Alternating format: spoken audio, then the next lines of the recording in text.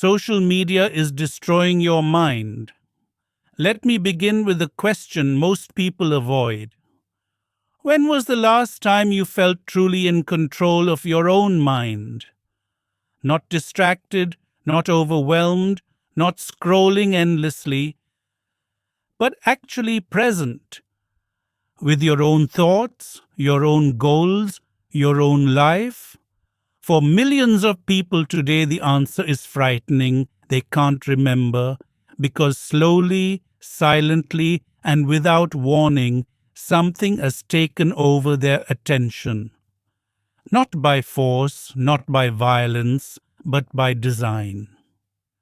Social media did not steal their time. It stole their ability to notice that time was being stolen.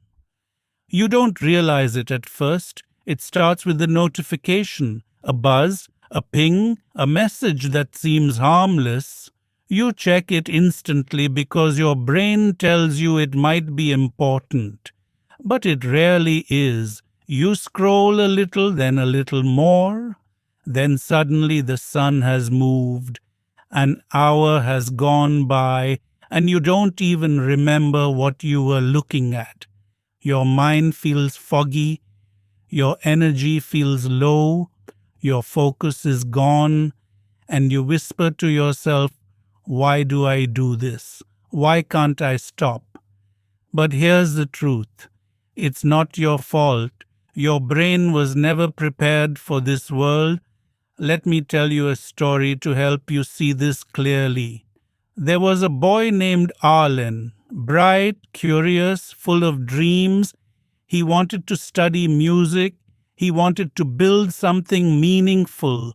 But every day after school, he collapsed into his bed, opened his phone for a minute, and looked up 3 hours later with an empty mind and a heavy heart. His dreams waited for him. His plans waited for him, but he never reached them because between him and his life was a screen, glowing, tempting, infinite. One evening, his mother found him staring blankly at his phone, eyes tired, shoulders slumped. She asked gently, "What are you looking at?" He didn't know. He genuinely didn't know. He couldn't remember what made him pick up the phone in the first place. That scared her, and for the first time it scared him too. What Arlen didn't know, and what most people don't know, is that social media apps are not just tools. They are psychological machines. They are built with algorithms designed to activate the brain's deepest cravings: validation, novelty, attention, escape. Every swipe is calculated. Every notification is engineered. Every delay, color, vibration, sound, all crafted by behavioral scientists, neurologists, and hundreds of data models. Not to entertain you, but to keep you inside. You are not addicted because you are weak. You are addicted because you are human. Humans are wired to seek dopamine, the brain's reward chemical. And social media gives dopamine faster than real life, cheaper than real life, and in infinite supply. The brain doesn't know it's digital. It only knows that it feels good, so it keeps coming back. But dopamine has a cost. Every hit makes your brain expect a bigger one. Every scroll makes your mind expect more. Every tiny burst of pleasure lowers your ability to enjoy real things. This is why you can't read books anymore, why you can't focus on long tasks, why you feel restless without your phone, why silence feels uncomfortable, why small tasks feel impossible, why real life feels boring. Your brain is not broken, it is overstimulated. Arlen didn't understand this, but he felt it. He felt tired even on days when he did nothing. He felt anxious, like something was missing. He felt guilty, ashamed that he wasted hours he couldn't get back. He blamed himself. But the truth was deeper. He wasn't controlling his phone. His phone was controlling him. And maybe you feel the same. Maybe you try to stop but always return. Maybe you delete apps but reinstall them. Maybe you promise yourself you won't scroll tonight but end up scrolling anyway. Maybe you feel trapped between wanting to quit and wanting to escape. But here is something most people never understand until it's too late. Social media doesn't steal your time first. It steals your attention, then your discipline, then your emotions, then your identity, and finally your life. Because what is a life made of? Days. Days made of hours, hours made of moments, moments made of attention. What you give your attention to becomes your life, and what steals your attention steals your future. Arlen reached a breaking point one night. He looked at his reflection in his dark phone screen and saw eyes that were tired of living two lives, one inside the screen, one outside of it. He realized he was alive, but not living, connected, but not fulfilled, surrounded by people online, but alone in reality. That was the night he decided something had to change. Not because someone told him, not because a motivational quote inspired him, but because he finally understood the truth.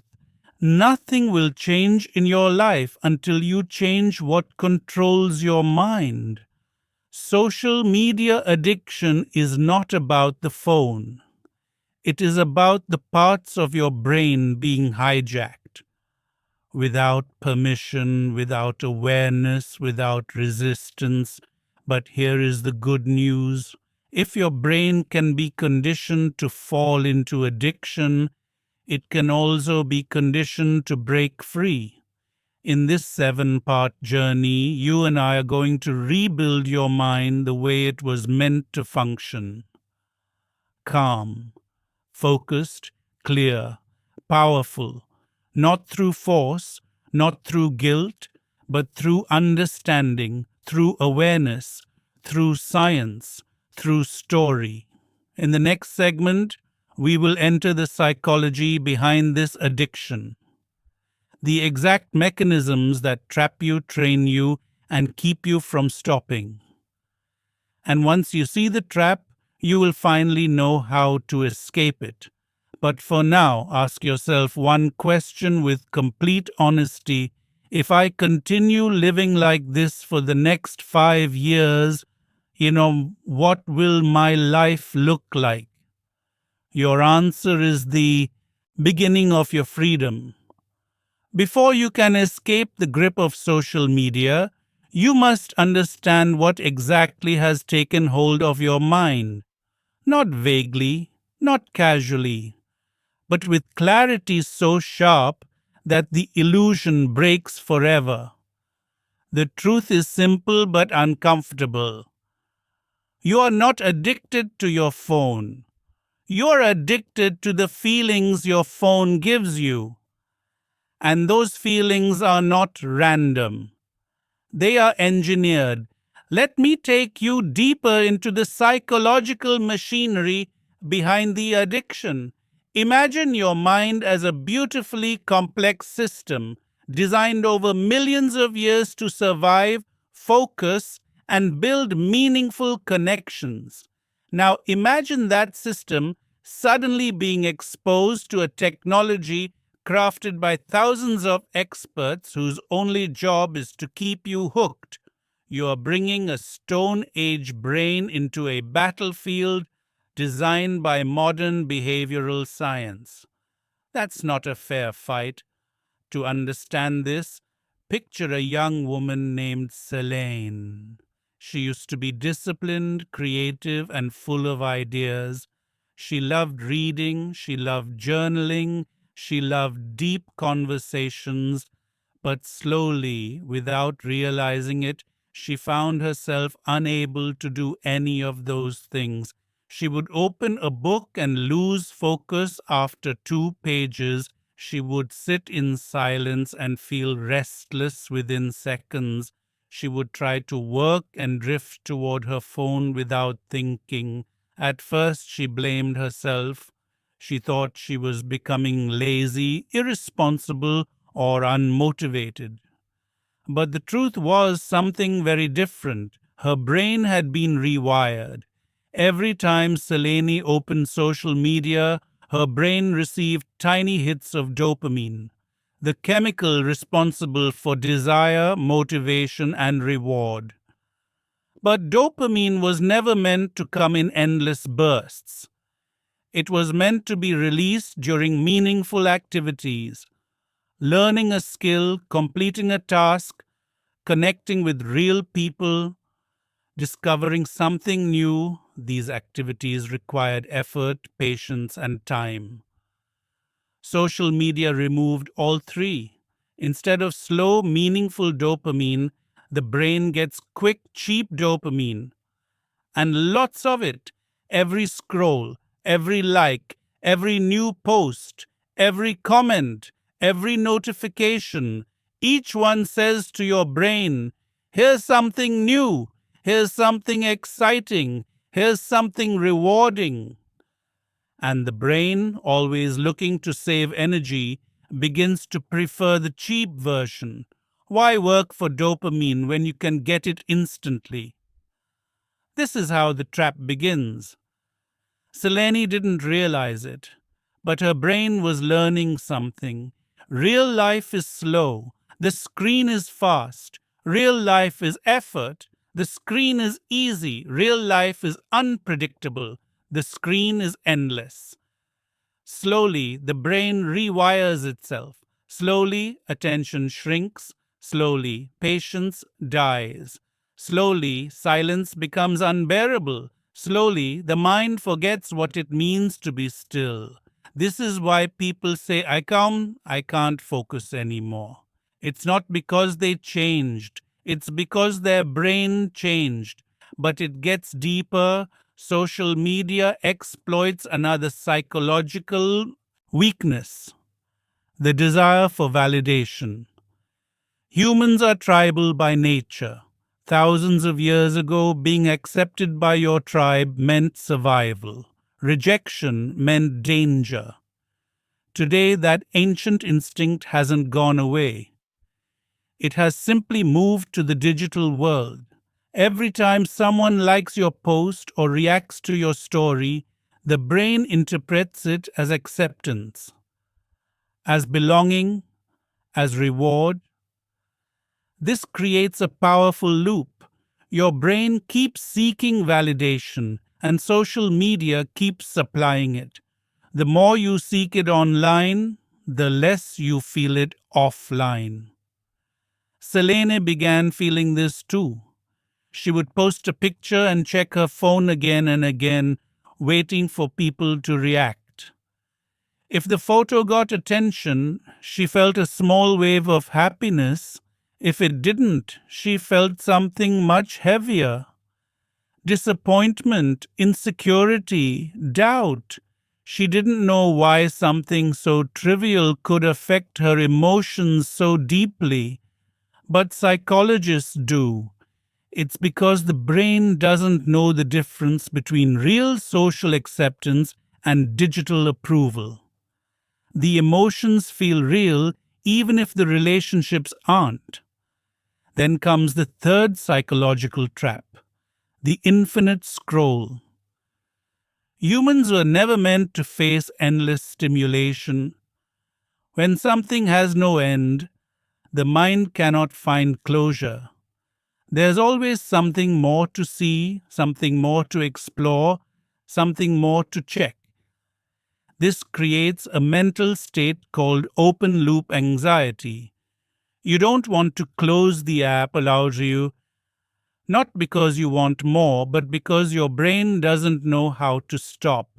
Selene felt this deeply. She never scrolled because she enjoyed it. She scrolled because stopping felt uncomfortable. The moment she put the phone down, she felt empty, like her mind suddenly had to face itself and it wasn't ready to. This is the final darkest layer of the addiction. Social media becomes an escape from yourself, from your fears, from your stress, from your loneliness, from your boredom, from your thoughts, from the heaviness of real life. Scrolling becomes easier than feeling, and once that happens, the addiction becomes emotional, not just psychological.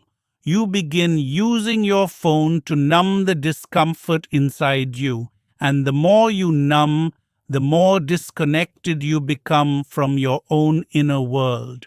You forget how to sit in silence. You forget how to enjoy your own company. You forget the rhythm of your own thoughts. And eventually you forget who you are without the noise. But there is hope, real hope. Because if your brain can be rewired into addiction, it can be rewired out of it.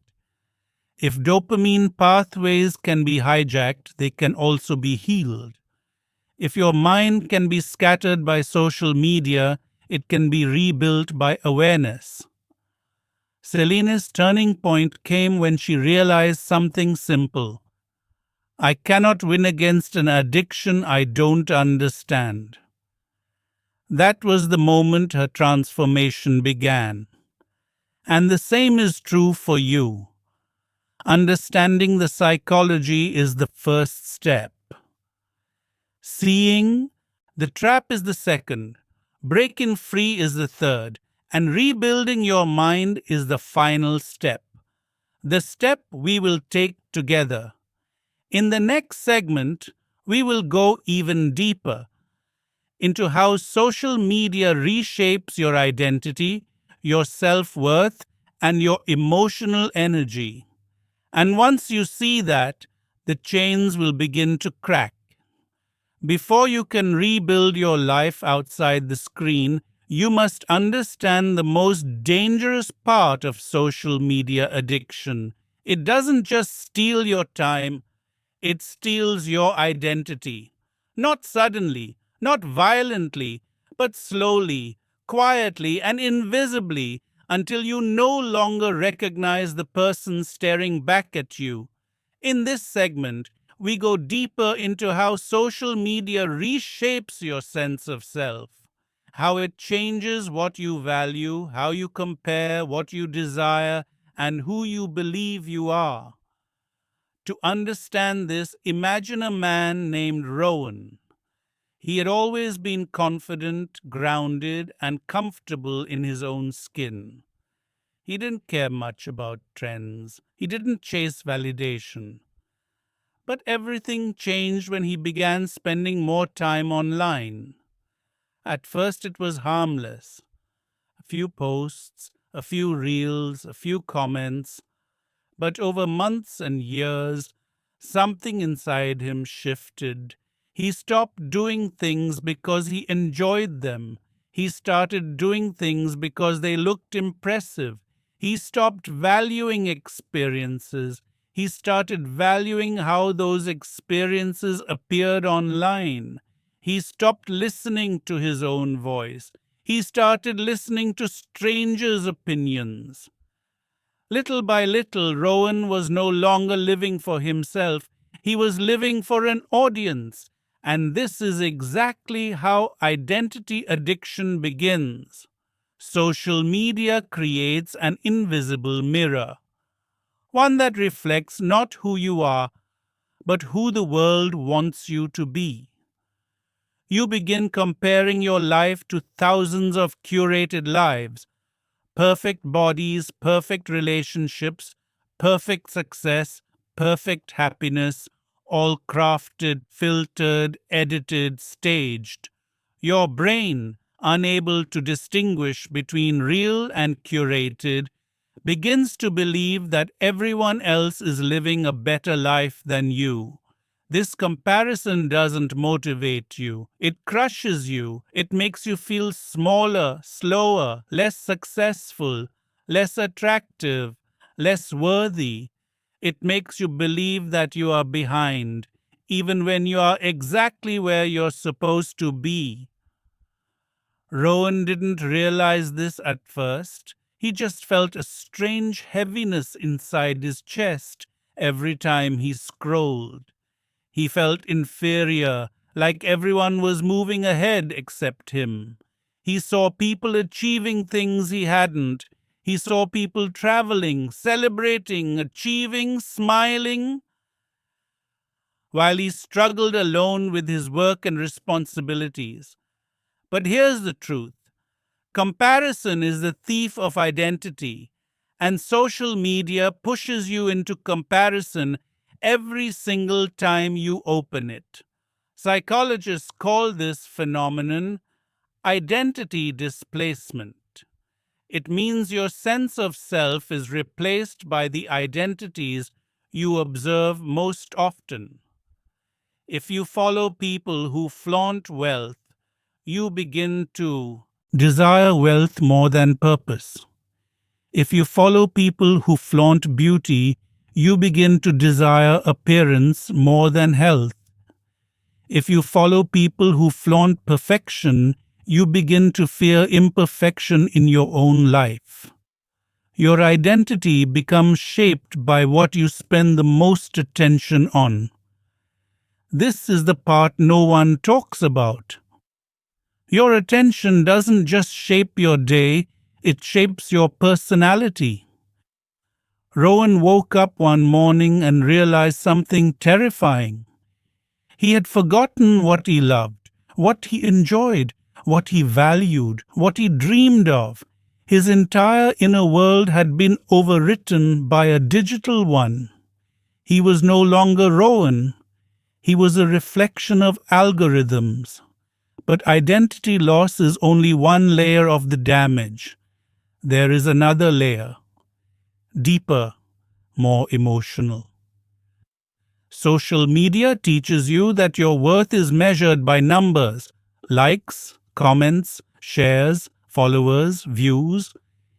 Even if you tell yourself you don't care, your brain does, because the brain interprets digital approval as social approval. And humans are wired to crave belonging.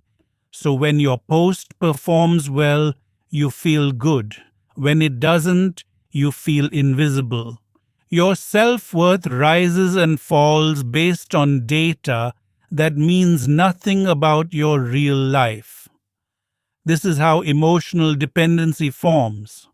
Rowan felt this too. On days when his post got many likes, he felt lighter, more confident.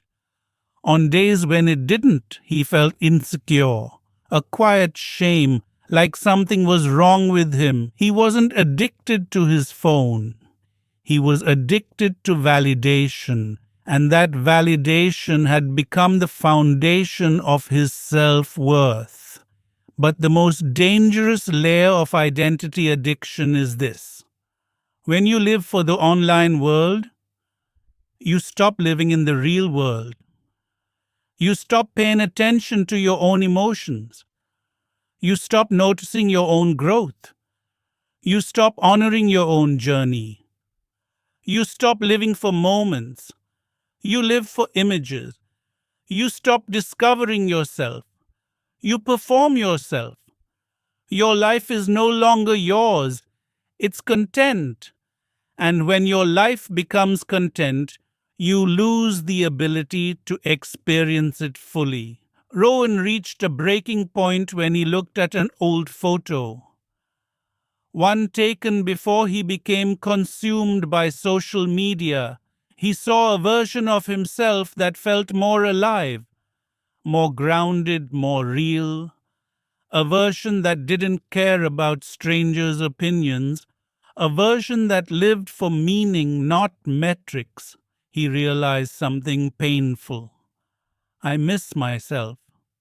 And maybe Maybe you do too. Maybe you miss the version of yourself who could enjoy a moment without recording it. The version who could work without checking the phone every 5 minutes. The version who didn't compare. The version who didn't fear missing out. The version who felt present, not distracted. The version who lived, not performed. The good news is you can come back to that version because identity is not lost forever. It is simply buried under noise, and noise can be cleared. The first step to reclaiming your identity is awareness. The second is detaching your worth from digital validation. The third is reconnecting with your own real preferences, not the preferences fed to you. In the next segment, we will explore how social media drains your emotional energy, how it silently exhausts you, shapes your moods, increases anxiety, and creates emotional dependence. And once you understand that, you will begin to see clearly what needs to be healed. Before you can break free from social media, you must understand something that almost no one notices. It is not only stealing your time, not only reshaping your identity, it is draining your emotional energy every single day. Quietly, invisibly, relentlessly. And this emotional exhaustion is the real reason you feel tired even when you haven't done anything. The mind is tired long before the body feels it. To understand this, imagine a young woman named Iris. She wasn't addicted to social media the way people imagine addiction. She didn't spend 10 hours scrolling. She didn't post every day. She didn't care about getting likes. But she checked her phone often.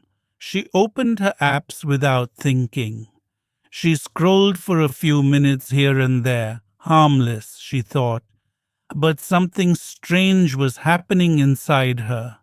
She felt emotionally drained every evening. She felt overwhelmed, anxious, and mentally cluttered. She couldn't explain why.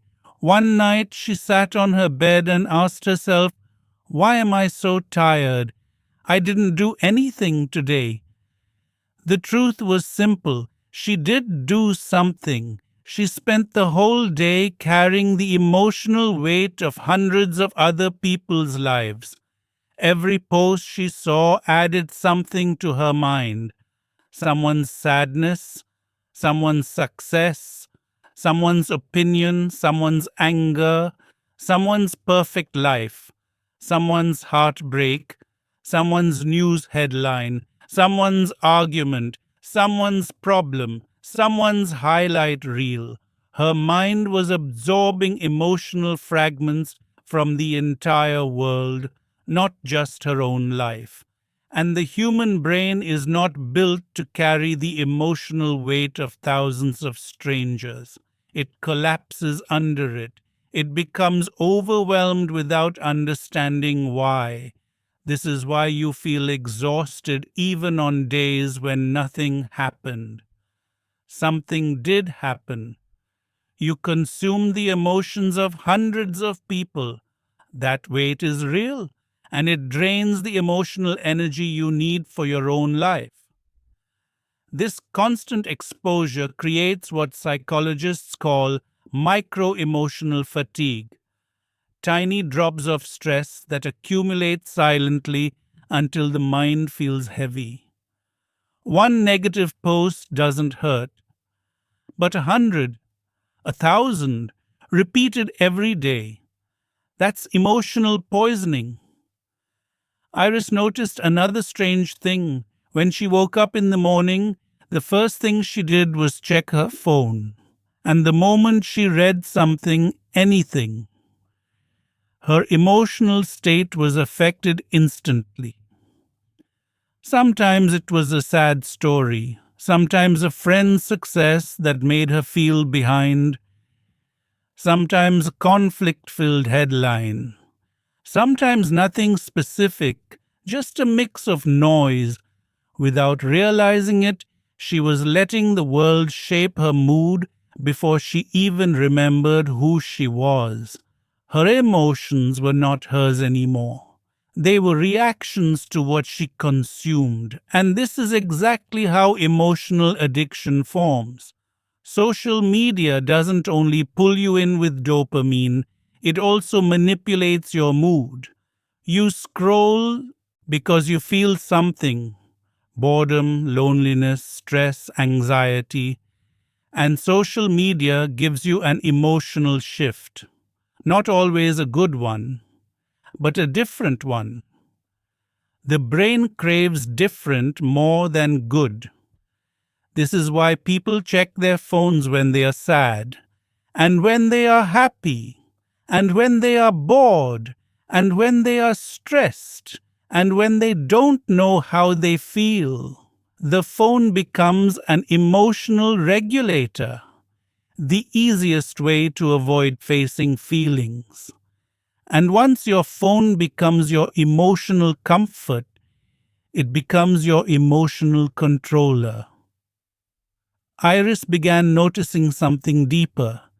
She realized she wasn't feeling her own feelings anymore. She had become emotionally numb. Things that once excited her felt flat. Things that once saddened her felt foggy. She wasn't healing from pain. She was distracting herself from it. And distraction is not healing. It is emotional suppression. This is the silent emotional damage of social media. It teaches your brain that real emotions are too heavy and digital emotions are easier. So you stop processing your own emotions and start drowning in the emotions of others. This creates emotional confusion, a state where you don't know why you feel what you feel. You carry sadness that isn't yours, anxiety that isn't yours, insecurity that isn't yours, stress that isn't yours, jealousy that isn't yours, emotional chaos that comes not from your life, but from digital noise. Iris reached a breaking point when she realized she could no longer tolerate silence. Every quiet moment felt uncomfortable. Every pause felt like something was missing. She didn't want to be alone with her thoughts. Silence was supposed to be peaceful, yet it felt threatening. Because silence forces you to feel your own emotions, emotions she had been avoiding for years. This emotional avoidance is the core of addiction. You don't scroll because you're bored. You scroll because you don't want to face yourself. But something remarkable happened one day. Iris turned off her phone and sat in silence. At first she felt restless, then sad, then anxious, then suddenly calm. Not the calm that comes from distraction, but the deep grounding calm that comes from meeting yourself again. That calm felt unfamiliar because she had forgotten it existed. She realized with the quiet heartbreak that social media had replaced her emotional world with noise. And the more she allowed the noise, the more she lost herself. But she also realized something hopeful. If noise can take away her peace, silence can bring it back. If distraction can weaken her emotions, awareness can strengthen them. If her emotional energy can be drained, it can also be restored. The path forward is not about quitting social media abruptly. It's about learning to feel again, to reclaim your emotions, to give yourself the emotional space you need, to breathe without reaching for your phone, to experience life without needing an escape. In the next segment, we will explore something even deeper: how social media destroys your ability to focus, and how your mind can be retrained for clarity, presence, and strength. Because once your emotional energy begins to heal, your focus becomes powerful again. Before you can rebuild your focus, you must understand the brutal truth. Social media doesn't just distract your mind, it trains your mind to be distracted. Not temporarily, not occasionally, but structurally, neurologically, habitually. Your attention span isn't just shrinking, it's being reprogrammed. Imagine your mind as a muscle. Every time you try to concentrate, that muscle lifts a weight, but every time you scroll, that same muscle gets weaker, lazier, more fragile, and over time, the muscle that once could lift hours of deep work can barely lift 10 minutes of silence. This is not a character flaw. This is conditioning. To understand this deeply, let me take you into the life of a college student named Ezra. He used to be sharp, brilliant, able to study for hours with full focus. But as social media became a bigger part of his life, something changed. He could still sit at his desk. He just couldn't stay there mentally. Every 5 minutes, his mind drifted. Not because he wanted to, but because something inside him had learned to expect stimulation. He would read a paragraph, then suddenly check his phone. He'd watch a lecture, then randomly scroll for a minute. He wasn't even thinking. His hand moved like it belonged to someone else. His attention wasn't drifting, it was leaking.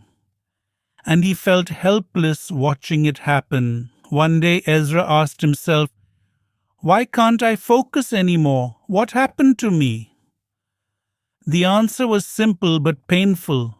His brain had been trained to avoid effort, not by intention, but by repetition. Social media gives the brain tiny, effortless rewards. Dopamine hits that require no work, no patience, no thinking. Meanwhile, real tasks require effort, delayed reward, and mental resistance. The brain, always looking for the easiest path, starts preferring the quick hit, and once it learns that pattern, it becomes addicted to the speed, not the content. The brain becomes allergic to slowness. This is why reading feels harder now, why thinking feels heavier, why starting a task feels impossible, why silence feels uncomfortable, why your mind feels restless even when your life is calm. Your brain has been conditioned to expect stimulation every few seconds, and when it doesn't get that stimulation, it goes searching for your phone. Ezra discovered this the day he tried to study without his phone near him. Within minutes, he felt anxious. Not because he needed his phone, but because his brain was craving that tiny dopamine micro hit it had gotten hundreds of times earlier. His mind wasn't addicted to content, it was addicted to stimulation.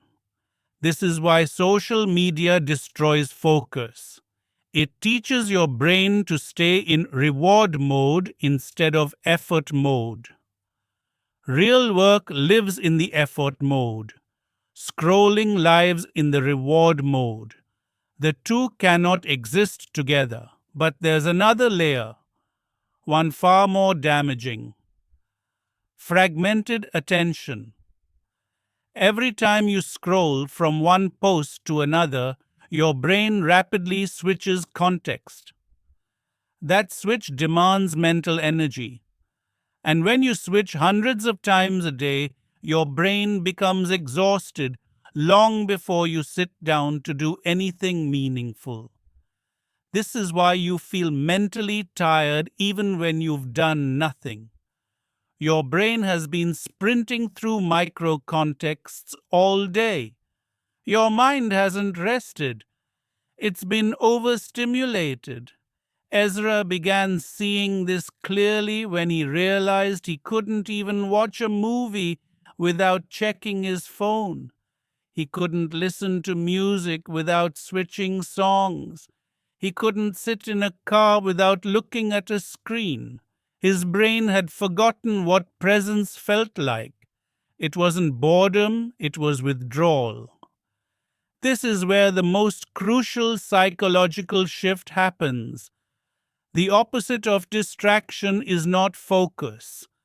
The opposite of distraction is presence.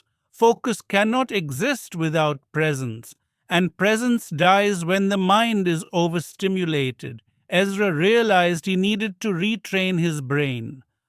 Slowly, gently, intentionally. Not by quitting social media overnight, but by reintroducing his mind to the skill of stillness. The first step was simple. Sit for 2 minutes in silence each morning. No phone, no screen, no stimulation, just 2 quiet minutes. At first it felt horrible. His brain screamed for stimulation. His thoughts felt chaotic. His fingers twitched for his phone. But over a few days, something shifted. The silence felt less threatening. The thoughts felt less chaotic. The stillness felt a little more natural.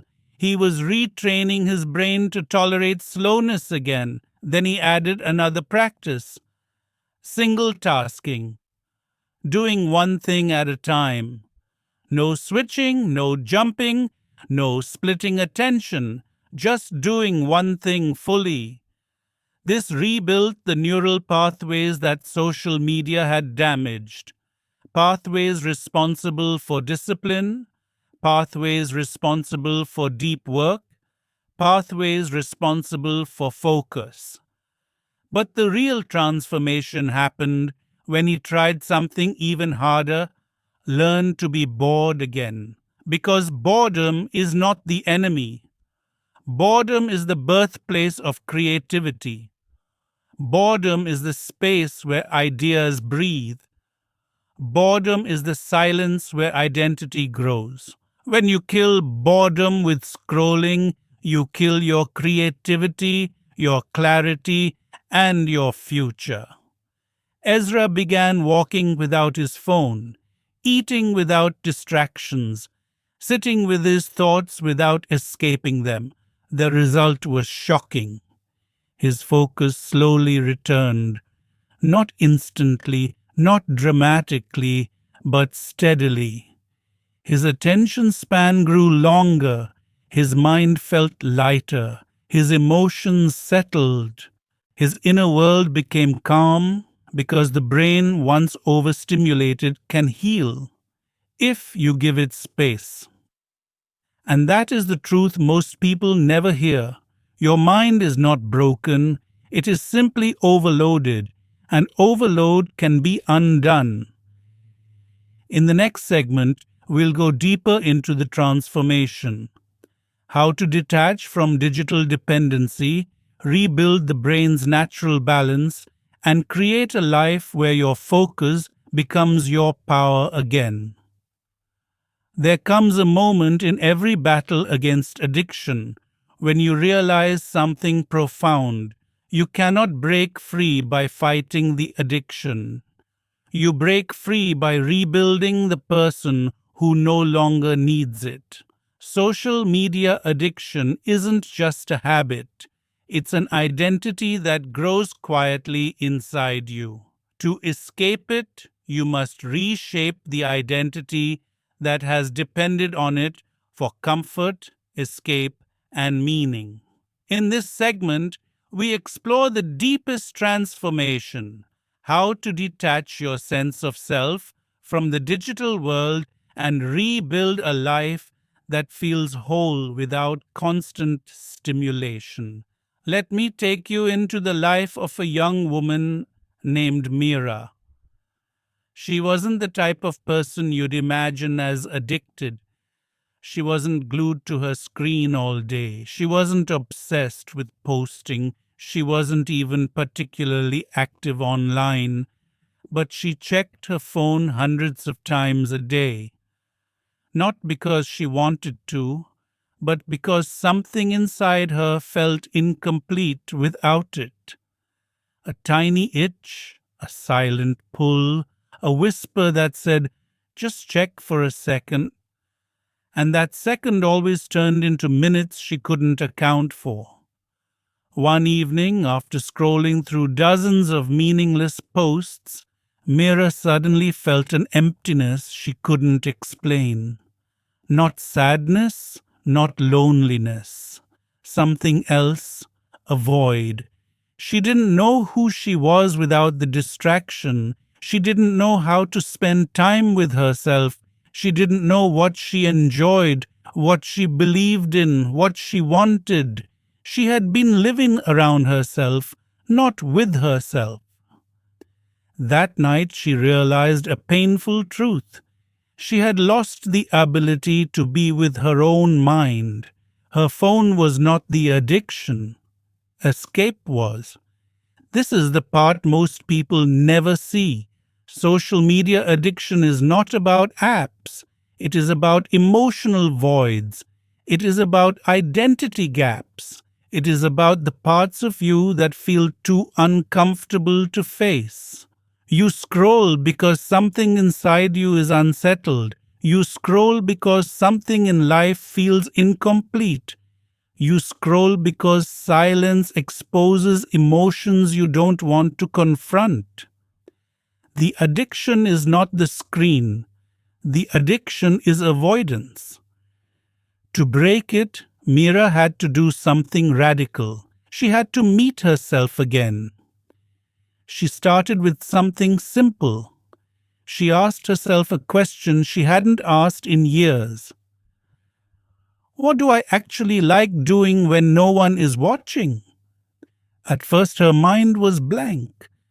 Then slowly forgotten pieces of her identity returned.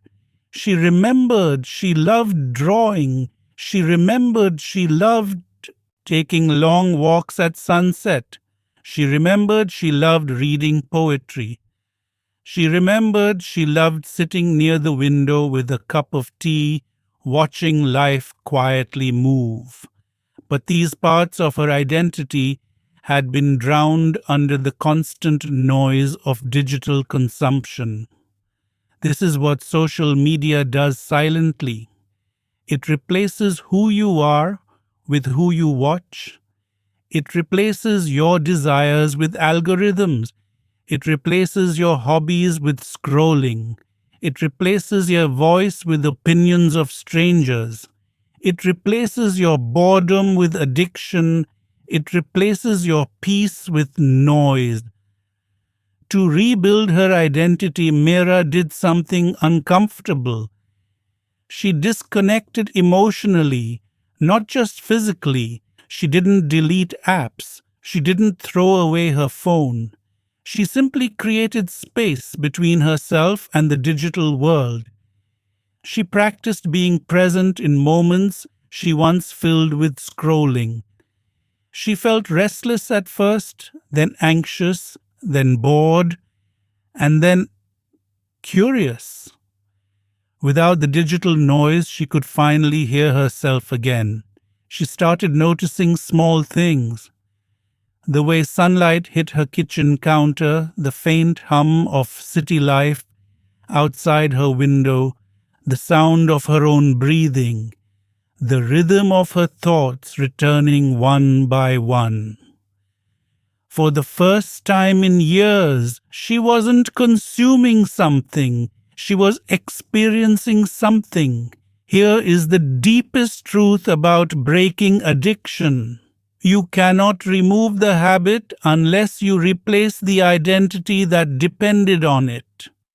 If you see yourself as a distracted person, you will keep acting distracted. If you see yourself as someone not good at focusing, you will keep proving it. If you see yourself as someone who needs their phone, you will stay dependent. To break free, you must rewrite the story you believe about yourself. Mira began doing this slowly. She told herself, I'm someone who enjoys quiet. I'm someone who can focus again. I'm someone who values real life. I'm someone who creates, not just consumes. Identity is not built through thoughts. It is built through repetition. Every moment she chose presence over scrolling, her brain rewired. Every moment she tolerated boredom, her inner strength grew. Every moment she engaged with the real world, her mind healed. But the most powerful transformation came from this realization. Your phone is not the escape. Your phone became the escape because you abandoned yourself. Once she stopped abandoning herself, the addiction began to fade. She didn't quit social media. She simply stopped needing it. Real connection returned, real silence returned, real emotions returned, real clarity returned, real identity returned, and the addiction lost its power. Mira didn't become perfect. She didn't live in constant zen. She didn't turn into a monk. She simply became someone who was alive again, really alive in her own life. This is the moment when the chains break, when you choose yourself over the screen, when you stop living in escape mode and start living in presence mode, when you stop running from your mind and start listening to it, when you stop living a borrowed identity and start creating your own. In the next and final segment, we will bring everything together.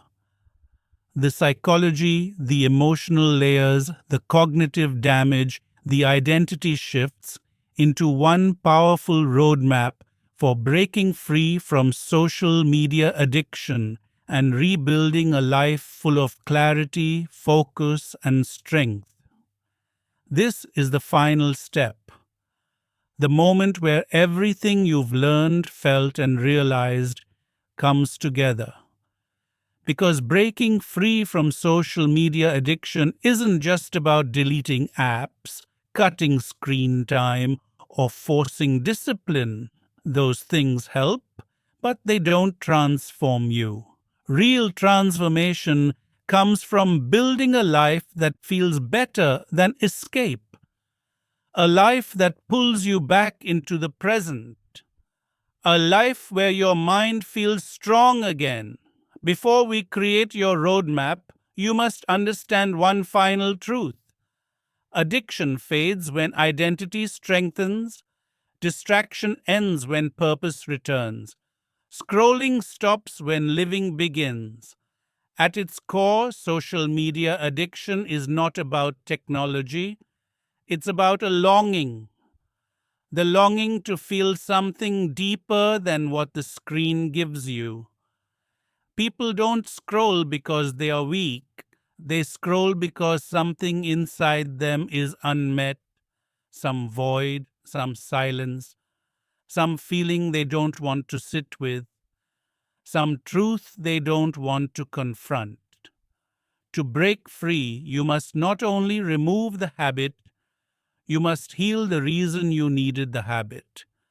Let me take you into the story of a man named Jonas, a man who reached the edge of losing everything because of digital addiction.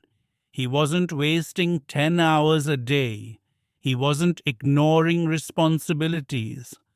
But he had lost his spark, his creativity, his ability to enjoy anything deeply, whether it was reading, working, connecting, sitting in nature. Everything felt dull. His mind was constantly reaching for stimulation. One evening, during a quiet sunset, Jonas sat alone on a park bench. For the first time in months, he didn't pull out his phone. He just sat there staring at the slowly darkening sky. And in that gentle silence, something hit him. I don't remember the last time I experienced a moment without trying to escape it. That realization broke him, but it also rebuilt him, because it forced him to ask the most important question anyone trapped in addiction must ask: what am I running from? This question is not easy. It demands honesty. It demands courage. It demands vulnerability.